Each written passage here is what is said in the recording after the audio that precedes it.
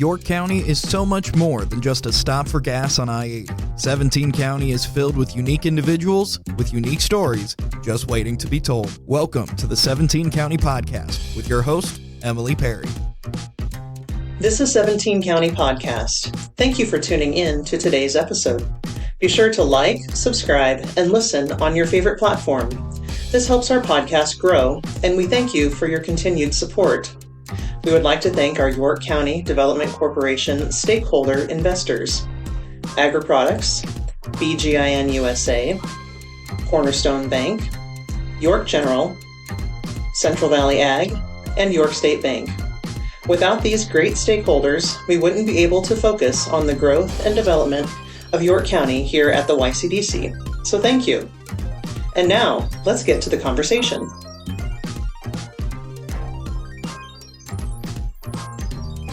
I am here with Michelle McClelland. She is a local photographer and business owner of The Photo Experience. Welcome to the podcast. Hello. Thank you for having me. Of course. So tell me about you. Where are you from originally? I am a Colorado native. Amazing. During the big boom, we found the opportunity to sell our house and come here where my family is located and be able to start a good little future for my young children at that point. And so it's been kind of beautiful, quaint. York is a beautiful place to be, so we're happy. Have you had fun raising your family here in York, little small town, Nebraska? Our programs here ended up stopping right at 5th grade when my children got here, so we weren't able to take a good part of the early stuff. And what I really like to see York to kind of develop more for all the age brackets would be what I'd like to see. But in contrast to Colorado, it's completely different. It's beautiful here. There's not a tremendous amount of things to do as in Colorado, but you're also getting away from a lot of the chaos that happens out there. So we were close to downtown Denver, and that's not the best place to raise your children. So I do enjoy the calm atmosphere that York does bring here.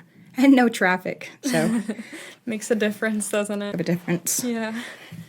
You said your family was in the area? Yes. Did you ever grow up in the area when you were younger, or? Nope. Mainly I was Colorado raised. My parents located here back in the early 2000s to work for Sunstrand Aerospace. And then my brother came here, and then my other brother, and all of a sudden I was in Colorado by myself, and all the fun things that go along with that. There was a divorce, and here we are. Yeah. Too much information. Oh, gosh. Just kind of landed back in York. Yep. Yeah, followed your family. You know, family's a huge, important aspect of my life, and to raise my children with my family was a very important thing to do, so it was the best place to be. Yeah, And it's always a good support system. oh, absolutely. Yeah. So, ultimately, the important question, how did you get into photography? I've always had a memory situation, so when I was younger, I really wanted to be able to remember all the things that I was somehow forgetting. And then I started having my kids, and that was hugely it. I did not want to forget any of those little moments. And this is before Facebook and Instagram and being able to share all those beautiful moments, and before the easy ability of our cell phones. It was film camera. Yeah. So we were right at that time point where film and digital were colliding, and that was my first camera really learning was all digital, or was all film. And I set up a makeshift darkroom in my bathroom at that time frame. And so 2:00 in the morning, it was in this apartment complex, and I'd be sitting there in the dark, and I'm learning how to do my film processing, and I'd hear something, and just it would get kind of creepy. But it was, I miss the dark room like no other. I can't even tell you. There's the chemicals, the smells, the amazing ability of sitting there and washing your prints and seeing something come through.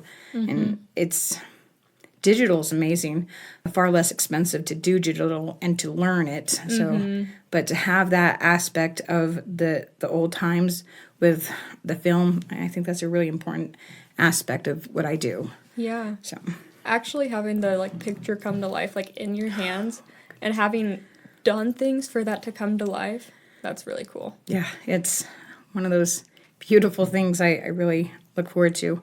Now that my children are leaving the nest, I'm going to revert one of my rooms back into a dark room, and Very I'm cool. really excited for that. That'll be cool. I really love working with large format photography, and so it's the bellows and all the big cameras, and being able to process those. Can't really drop that stuff off at Walmart. So. Yeah. I feel like that's kind of fallen behind with a lot of the more digital stuff. Photography's become so much more easier, but Yes. yeah, the film aspect of things is just so fascinating and so cool. It's very cool. So, touching a little bit on what we just talked about, can you tell the listeners about your business? Sure. So the photo experience is located right here out of York, and what I try to really emphasize on is the restoration aspect of my business.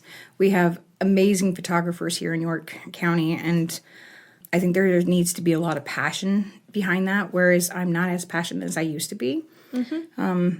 So where I really want to direct my passion is the restoration, communicating with my community, being able to preserve those memories. As we do proceed to go further on in time, those memories become lost, deteriorated, mildewed. There's just so many things that happen, whereas I'm able to get to these photos. If they're in bad shape, I can restore them. In fact, I can restore photos sometimes far better than their original content. When I started off on this, I was editing my grandma's photo. She had passed when I was 2, so I really never saw her. I never knew her much, and I got a hold of an old deteriorated photograph and was able to all of a sudden see my grandma's eyes for the first time, and it was incredible. Like I've always seen her through these hazy, deteriorated orange photographs from the 70s. We all know about those. Love those photos. And to be able to bring her into this time frame, this coloration, it was incredible. And that's when it was just like, aha, I really want to be able to give that to other people. It was a very special moment for me to be able to do that, and to be able to give back that kind of gift is something I'd really like to do.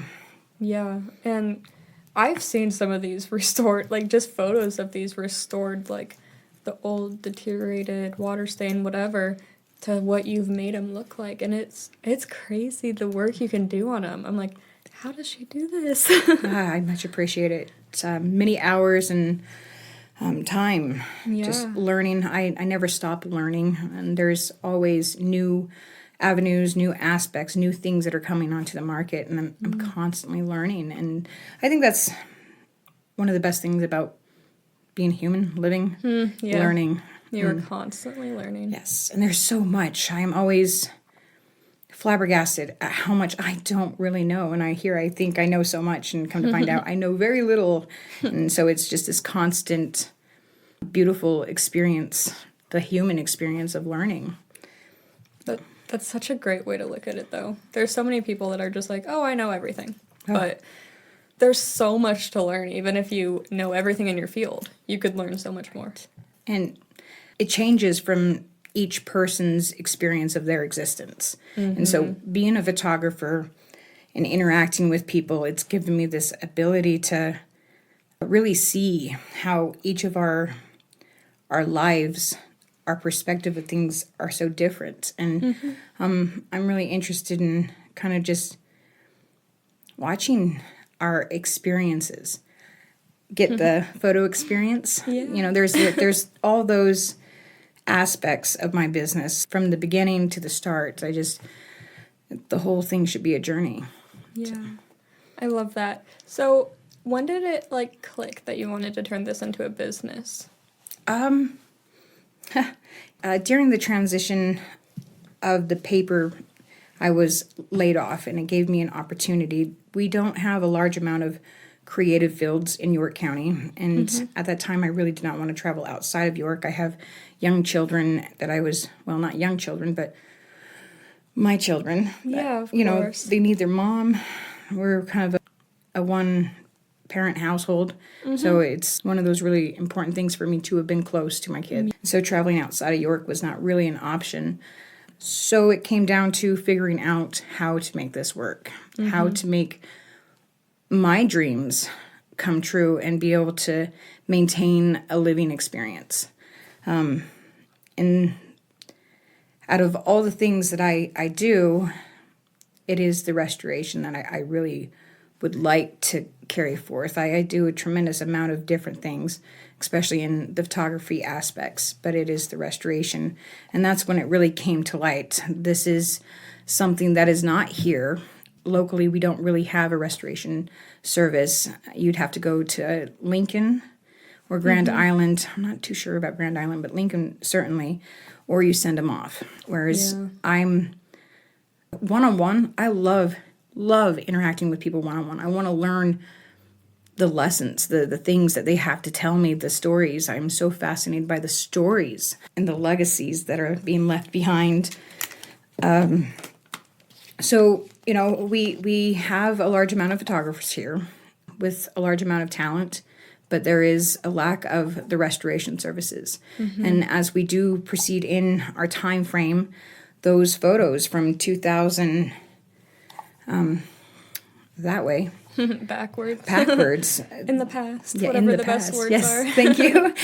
Looking through the filing cabinet. Where's the word? Yeah. So before we dive a little bit more into the business itself, what do you think got you most into the entrepreneurship? I can never say that word. The mindset of that. I've always been really good at keeping myself on task. There's always a list. There's always a self-management. Yeah. Not everybody has that ability to, you know what you need to do for that day and get it done. And a lot of people need to have that stable environment. I thrive very well with my own routine schedule and being able to perform those. So it's that really kind of, I've wanted to be my own business person for as long as I can remember.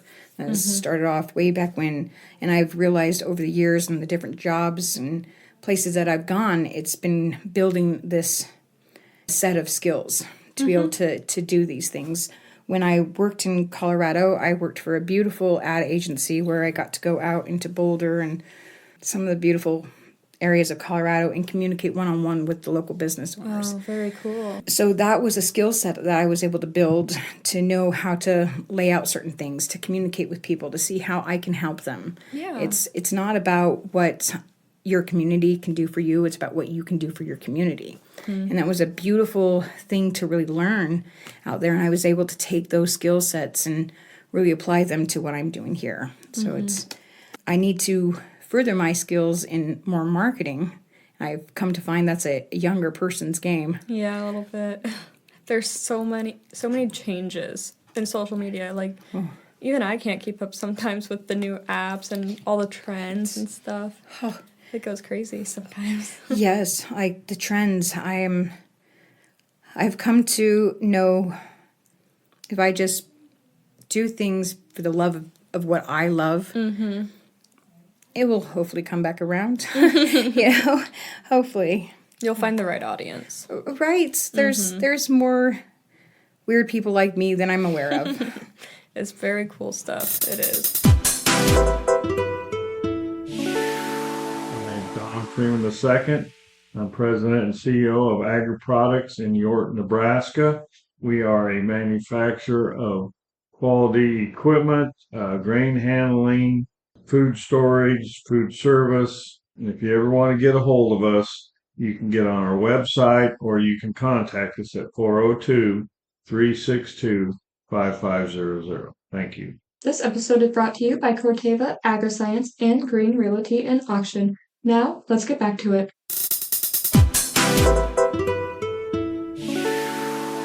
Okay, so how can the photo experience be utilized? So, like, if you're just going to a random person and try to explain your business the best. So how my business usually starts is with a conversation. I set up a one-on-one. I tend not to go to people's houses off the first interaction. Yeah. What I want to do is sit down at Jeannie Faye's or the coffee shops and have a conversation with my client and find out exactly what it is they want. From that point, and there's a built trust, I'm able to know who I'm working with, because what I like to do is go to my clients' houses and sit with them. I do all my scans right there of the work. I talk to them. I find out, the stories, the life, the legacies that are behind each one of those photos. That's always fascinating to find out, Aunt Susie there and there's little Billy, those cute little stories. Yeah. And the way that people's faces light up when they talk about these memories, that gives me goosebumps, because That's so cool. it's a way of reliving these moments of amazing times. We all have those. What's after when you go to scan the photos? Thank you. So after I scan, I end up packing it all up, and then I head home where I do all my edits. And if my client is able to receive emails, I will email back and forth confirmation of what the images are. But then we set up a final time where we will sit down and go through all the edits, all the images.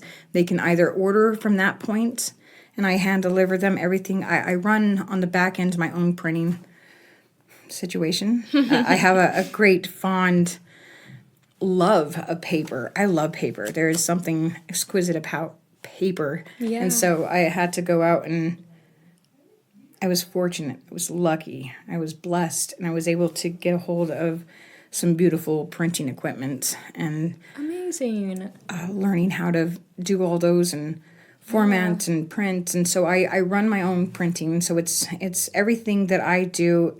I touch every process of this, from mounting to photographing to processing. Everything I do it. Wow. So I will try to reach out to local resources if I need glass cut or wood cut, but for the majority of it, I try to really touch everything on it. That's so cool. It's nice that you can do so much like in-house, literally, or like if you go to their house, you do it in your own house, literally, but that's awesome. That's really cool. So what have been some of your, if you can even like track them down, do you have a favorite project you've ever done? Favorite group of photos, like anything? I do. I recently was hired for a beautiful family towards Geneva. They had been in their property for 60 years and had beautiful aerial photography done of their property. And it was so cool being able to watch how this land has changed over 60 years. And it wasn't just the immediate right there in the house, but the landscape around it. And it was very, very cool being able to see that and be able to present that. It was, I believe, his 80th birthday. His beautiful wife got all these things together for him, and we were able to present this beautiful masterpiece of like these, what was it? I think there was like 8, maybe there's 10 photos of the last 60 years that kind of went over everything, and we were able to remount them, mat them. They were printed in this beautiful metallic print, so you could really see it. And then they were put behind UV glass, so they'll be well protected. And then That's she amazing. has the digital forms of it, so she's able to present those to her children. And so it's a thing that can be passed on. Yeah, that's awesome. I love history. Like, Me too. And especially when you can connect it to like your own life. That probably meant so much to them. Oh, That's awesome. I imagine. Yeah. Those little things. I like making those little differences. I'm not out there making a huge difference and trying to save lives, but I'm trying to make a difference in any way that I can. So Yeah, you are. So the photo restoration process, is it mainly with like really old photos, or can it even be done with like newer photos? New and old. Right. I've been hired to take people out of photos, marriages that have gone awry, all the fun things. Switch up where babies are and put them in different positions. There's been a few different types of new restorations that I've been able to do and provide for people. So, but majority of my work is distanted, far behind. So, 1890s, I think, is one of the older ones that I've had the privilege of doing. That's so cool. Yeah. That is awesome. So where can people find out more information about the photo experience? So I have a webpage. It's, what is my webpage? I should be prepared for this. It's all good. So I have an online with Facebook as well as Instagram, and I am on the web at thephotoexp.com. And if you are to just Google me, I'm pretty easy to find there as well. So just local restoration services, and I should be right there. Yeah. Bam. So, Specialize in your field. right. Amazing. So what would you say your favorite part about owning a business is? It's a tough question. It's definitely not the hours and hours and hours of work that I do for no income. It's, money is not everything in the world. I think it really is just having those one-on-one interactions with people. It's that learning. I think out of all the things in life, we can't take money with us. What we can do is take that knowledge, that one-on-one, that ability to touch somebody else and be able to make somebody happy. Like, I think that is an incredible experience. Yeah. I think there's a big difference in, like if someone just, gave you $100 or, you actually had, a meaningful conversation and, it deeply impacted you. There's a big difference in the feelings that you get from receiving money and receiving that type of conversation and impact. Absolutely. You never know where that information will lead you, and the things you learn from people.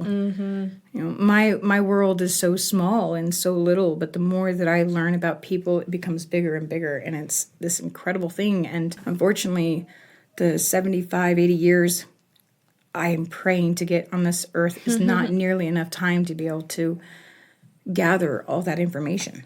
Yeah. Sadly. I understand. So you participated in our Spark program. Can you, talk a little bit about that? What was your experience with that? It was awesome. It was a really phenomenal opportunity to really kind of dive back into my business and really reset where I wanted to go with everything. That's amazing.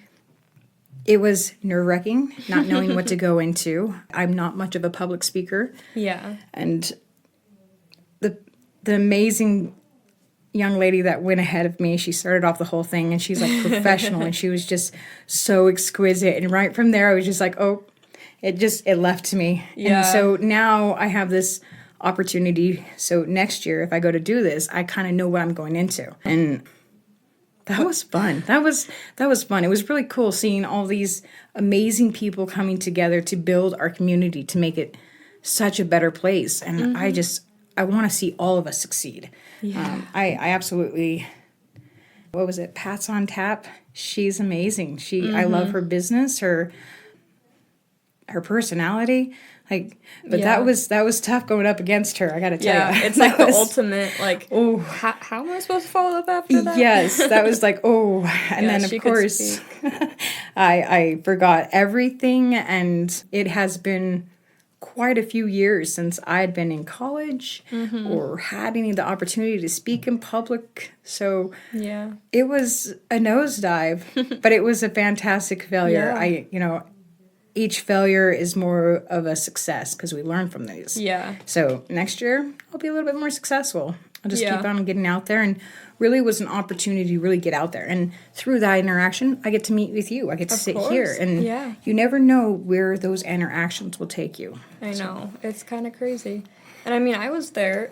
Yeah, maybe at the beginning you stumbled a little bit, but you just at one point you're just I'm not going off these anymore. And you just started, you could tell your passion was coming out. You're these are the photos. This is how I take it from here to here. And you had so much passion. It was so cool to watch. Thank you. Yeah. Anyways, are you, switching a little bit again, are you involved in anything in the community you want to touch on? A little bit here and there. I have been doing some work with the Jeannie Faye Creative Connections and Workshop that is opening here in York. It's this phenomenal little area. I think her tagline is, it's an art shop for adults. Oh, I've got it all wrong. Don't quote me on that. It's something like that. I know what you mean. It's clever. It's super clever. And it's this beautiful little shop where I believe she's going to be able to really establish something in our community to bring all the artists together. And I think if we all work together and really push each other to thrive, our community is going to be phenomenal. We have so many artists here. We just need a hub, a center point. And I think with her workshop, it'd be a great place to be. So. I do too. Lots of community building opportunities with both of you guys. So what are your big, wild dreams for the photo experience? Like, where you see it going, like, however many years in the future? Do I give you away? Do I give all the good, juicy details? All the secrets. Oh, my goodness. I really want to build... One of the things... I am exquisite in studio photography. I love studio photography. Yeah. Come to find out, outdoor photography is not my favorite because there's a control aspect. Yeah. I love to be able to control my lighting and my environment to be able to get that beautiful light. So my goals as I progress and really learn a little bit more about business every day, I would like to grow a network of photographers here and have a rentable space for people that are interested in studio work. Very cool. This space would be already pre-decked out. So it would be really a phenomenal thing. And then be able to teach people classes on lighting and photography. I'd like to be able to work with Southeast Community College and be able to provide a summer program for kids this year. Really would like to do that.